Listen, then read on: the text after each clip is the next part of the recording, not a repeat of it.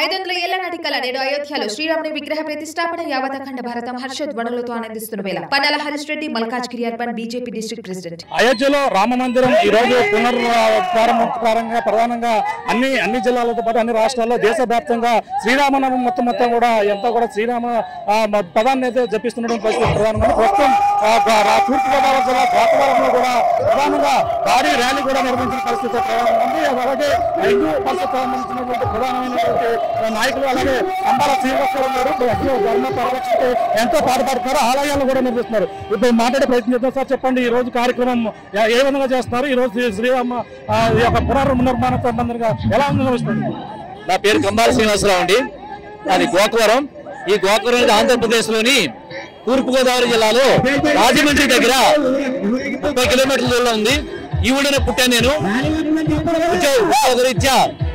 ఉద్యోగరీత్యా హైదరాబాద్ వెళ్ళాను.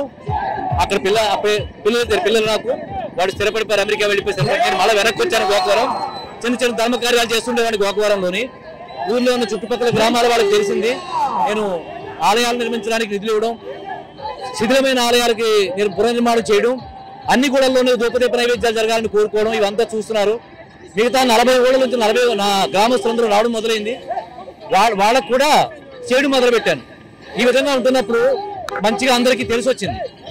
ఈ క్రమంలో నరేంద్ర మోడీ గారు, ఆదిత్య యోగినాథ్ గారు, అమిత్ షా గారు వారు చేస్తున్న హిందూ ధర్మ పరిరక్షణ ఏ విధంగా చేస్తున్నారు,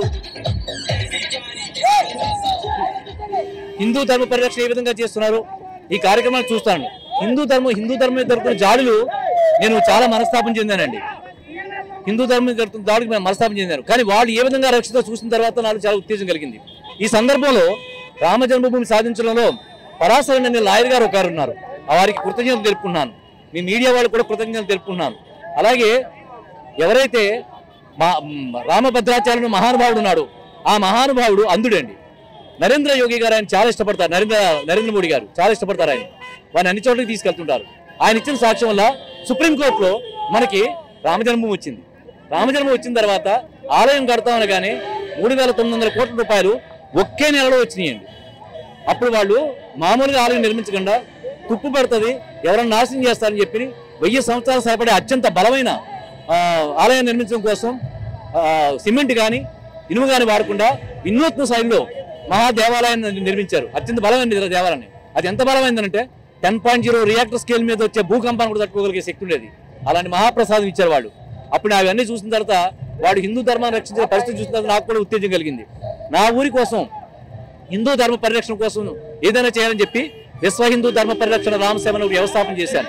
చేసి దాని ద్వారా ఈ కార్యక్రమం నిర్వహిస్తున్నాను. ఈ రోజుని 4 రోజుల క్రితం దీనికి ప్లాన్ చేశామండి. చేసి అన్ని వాళ్ళకి ఇన్ఫార్మ్ చేశాం. అందరూ ప్రతిస్పందన ఇచ్చారు.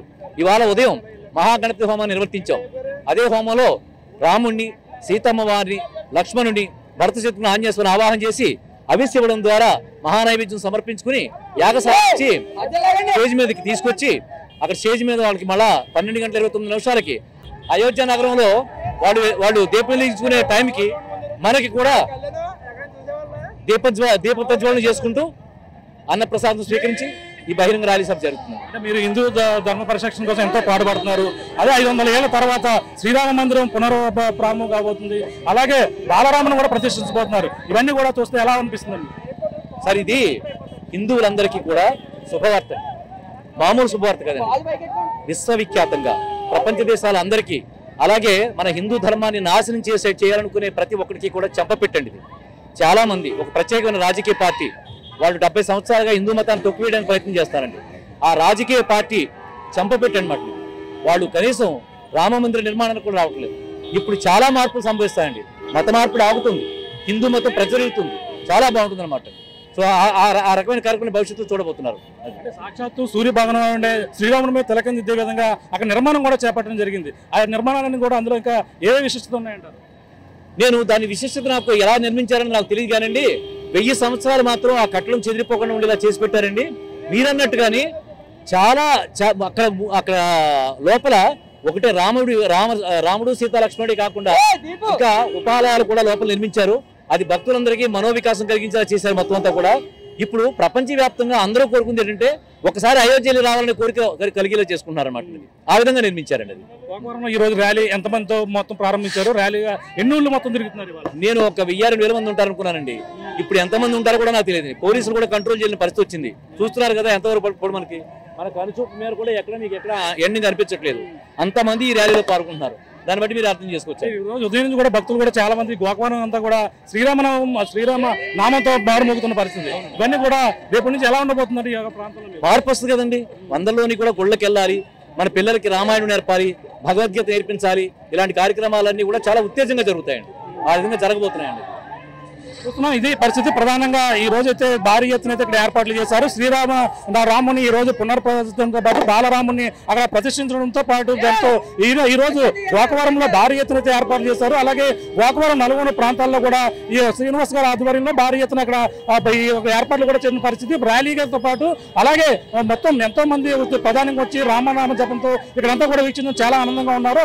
500 ఏళ్ల తర్వాత మళ్ళీ ఈ రామ మందిరం ఈ విధంగా రావడం ఎంతో సంతోషదాయకం. మళ్ళీ హిందూ ధర్మ పరిరక్షణకు ఎంతో పాటుపడుతూ ఉంటారని చెప్తున్న పరిస్థితి ప్రధానంగా కనబడుతుంది. దీనికున్న తాజా పరిస్థితి బాలుతో ప్రకాష్ RTV గోకవరం నుంచి. మరిన్ని వీడియోస్ కోసం ఛానల్ ని సబ్స్క్రైబ్ చేయండి. లేటెస్ట్ అప్డేట్స్ కోసం వాట్సాప్ ఛానల్ ని ఫాలో చేయండి. అండ్ లింక్ డిస్క్రిప్షన్ లో ఉంది.